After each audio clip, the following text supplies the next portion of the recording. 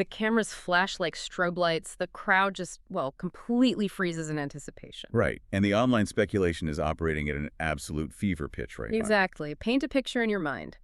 Taylor Swift and Travis Kelce, arguably the most famous couple on the planet, standing at the precipice of what the internet is calling the biggest day of their lives. And that brings us to the headline story we were tracking today, which is that Taylor Swift just got advice before the biggest day of her life. Welcome to Starscope Report. Join us as we uncover Hollywood drama, music industry shakeups, and viral influencer scandals. From red carpet surprises to social media controversies, we dive deep into the stories behind the fame. So today we are taking a massive stack of sources, everything from rapid-fire celebrity news reports to the transcript of a viral YouTube video to piece together this massive puzzle. We are going to unpack the logistical, the cultural, and honestly, the incredibly personal reality of the rumored Taylor Swift and Travis Kelce wedding. Because our mission for this deep dive is to dissect the anatomy of this massive cultural moment. How do you physically execute an event of this scale? Right. And, what does the backlash over a simple guest dress tell us about the sociology of celebrity?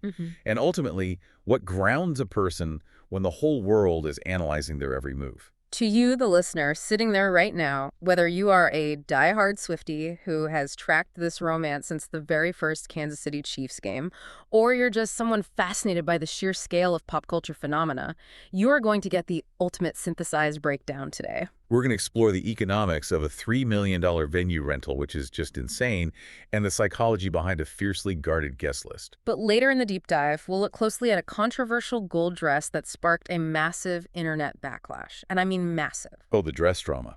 It perfectly explains the psychological pressure on the bride-to-be. It really is a study in extremes. On one side, you have citywide logistical panic and non-disclosure agreements that read like, classified military documents. And on the other, you have a very raw, human story about friendship, vulnerability, and the struggle to just stay present. So let's start with the logistics, because the way this recent wave of wedding hysteria kicked off is honestly a masterclass in how massive events intersect with municipal bureaucracy. It wasn't a leaked invitation or anything like that? No, it wasn't a paparazzi photo. It was a slip-up from the mayor of New York City, Zohran Mamdani. A total slip-up during a press conference about something entirely unrelated. Right, and he didn't even drop this as some orchestrated PR leak. He was at a press conference discussing the city's preparations for the 2026 FIFA World Cup. Which is already a logistical nightmare. Exactly. He was rattling off the massive high-security events the city is bracing for, and he casually groups together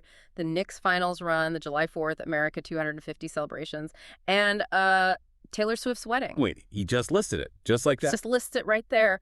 No hesitation, no rumored qualifier, nothing. The delivery is what makes this so revealing, I think.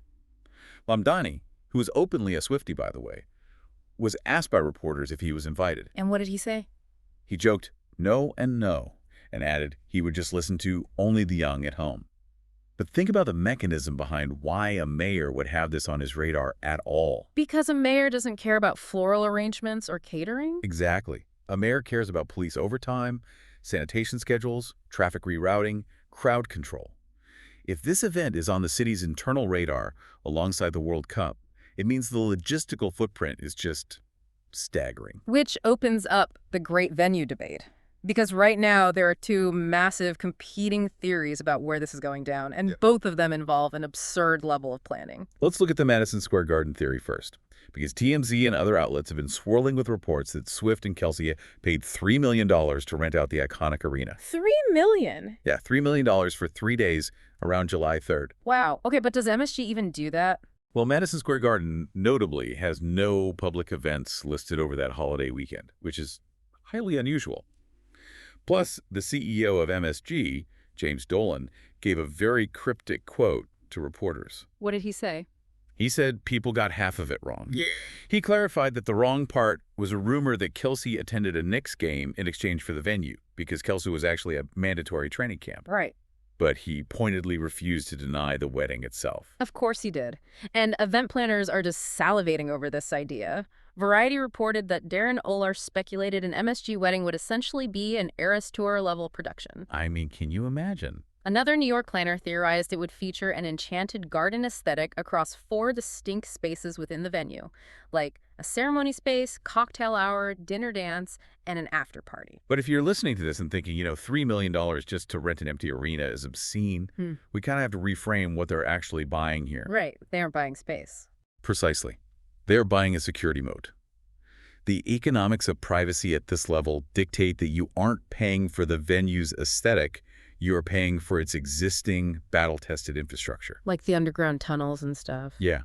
MSG has subterranean loading docks, internal vehicle bays, and non-union staff accustomed to extreme NDAs. You can literally drive a blacked-out bus directly into the bowels of the building without anyone ever stepping onto a public sidewalk. I hear that, but I have to push back on the Madison Square Garden theory entirely. I mean, think about it. You don't buy it. Planning a wedding at MSG on July 4th weekend during the 2026 World Cup while the city is celebrating America 250, that's not a wedding. That's like planning the Super Bowl while simultaneously hosting the Eras Tour. That is a lot of traffic. The logistics of getting hundreds of VIP guests through Midtown Manhattan traffic during the most congested week in a decade. It sounds like a self-inflicted nightmare. It sounds like a hostage situation, honestly. Your skepticism is totally warranted, and it actually plays directly into the second theory. Many security analysts believe the MSG rumor is entirely a decoy. A $3 million decoy. When you are managing threat levels this high, you intentionally leak a highly plausible, incredibly expensive decoy plan to absorb the paparazzi's attention. Because the conflicting narrative, the Rhode Island theory, makes far more sense for someone seeking actual intimacy. Ah, the Watch Hill estate. Yes. Insiders have claimed Kelce actually wants a big blowout with everyone he loves at Swift's $28 million oceanfront estate in westerly Rhode Island. And the specs of this property totally support the idea. I mean, it's got 5 acres, 8 bedrooms, sweeping patios, and 700 feet of private beach. More importantly, it is an environment they entirely control. Recently, there's been a massive flurry of activity there. Heavy security, armed guards, and an all-female gathering spotted on the rooftop balconies. Which many suspect was a bachelorette party. Exactly. Meanwhile, on the exact same night, Kelce was spotted in Los Angeles at the exclusive Bird Streets Club with his brother Jason and comedian Drewski, looking very much like a bachelor party. And there was that TMZ report noting that a massive fireworks display originally planned for a reception at the nearby Ocean House Resort was abruptly canceled. Right. The rumor is they bailed on that secondary location because word got out, pivoting the plans entirely to the fortified private estate. If you look closely at how these two venues operate, it reveals a profound tension. Whether it's a literal fortress in Rhode Island or a subterranean bunker beneath MSG, the underlying motivation is, well, it's terror. Yeah. Sources note Swift is incredibly stressed about keeping the event from turning into a showbiz circus. We are talking about guests signing severe NDAs, phone confiscations, airspace restrictions. The logistical fortification is designed to protect her from the weaponization of her own image. And if you're loving these Hollywood twists, make sure you're subscribed. We've got even crazier stories ahead in this deep dive. Because to truly understand why Swift feels she needs a $3 million security moat just to get married, we have to look at what happened just a few months ago. Right. And she wasn't the bride. She wasn't hosting the event. She was merely a guest at someone else's wedding. This incident is the Rosetta Stone for understanding the psychological pressure she is currently under. It involves Este Haim. For those who don't know, Este is the bassist for the band Haim. Her friendship with Swift goes back over a decade to around, 2013 or 2014. Yeah, Haim actually opened for the 1989 World Tour. Swift even calls herself the fourth Haim sister. It is one of Swift's most enduring, creatively collaborative friendships. My favorite detail of their dynamic is from the Evermore album. Oh, the Olive Garden thing. Yes. Swift wrote a murder mystery track called No Body, No Crime and named the main character S. And the reason? When Swift was writing it, she texted Este asking what her favorite chain restaurant was. And Este replied Olive Garden, right? Yeah, and Swift just dropped it straight into the lyrics. It's a beautifully mundane, real friendship detail. So keep that deep, personal history in mind. Fast forward to New Year's Eve 2025. Este Haim marries tech entrepreneur Jonathan Levin at the Hotel El Roblar in Ojai, California. An intimate, joyful ceremony. Exactly. Swift attends the wedding, walking in alongside Stevie Nicks, by the way. Stevie is wearing her signature understated black. And Swift is wearing a fitted, floor-length, shimmering gold sequin gown with a scoop neckline and a tan shawl. The photos hit the internet, and the backlash is instantaneous. Critics absolutely eviscerated her online. It was crazy. The dominant narrative became that she was trying to upstage the bride. The comments were incredibly vitriolic, accusing her of dressing in gold purely for attention, demanding the spotlight. Some people were even joking that her stylist was actively trying to sabotage her. Right. I am still baffled by this outrage. I mean, here's where it gets really interesting to me. It was a New Year's Eve wedding. Yeah, New Year's Eve. Gold sequins are practically the legally mandated uniform for a New Year's Eve party. I look at that backlash, and it just proves that she literally cannot exist in a public space without her every thread being scrutinized. She followed the dress code, and she was burned at the stake for it. Doesn't this backlash just prove that she can't win? Totally. But look at the mechanism behind the outrage. This isn't really about a dress code. This is about the policing of female joy, and specifically the parasocial ownership the public feels over her narrative. That makes a lot of sense. The public views Swift through the lens of a pop monarch.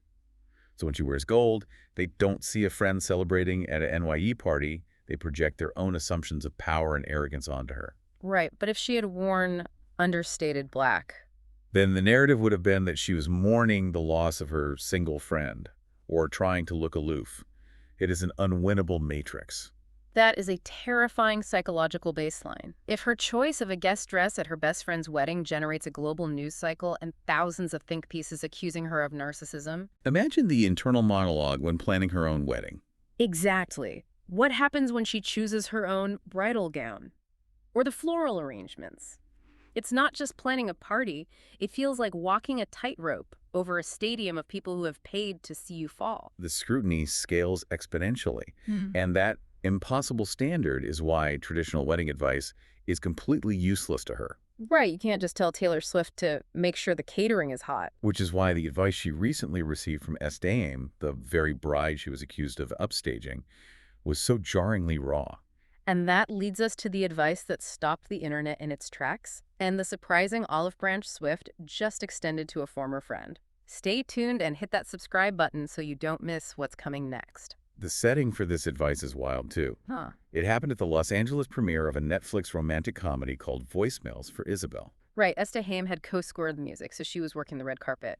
A reporter from People magazine asks her what advice she would give to any soon-to-be bride, clearly angling for a soundbite about Swift. Este could have offered a safe, PR-polished response about hiring a good planner or something.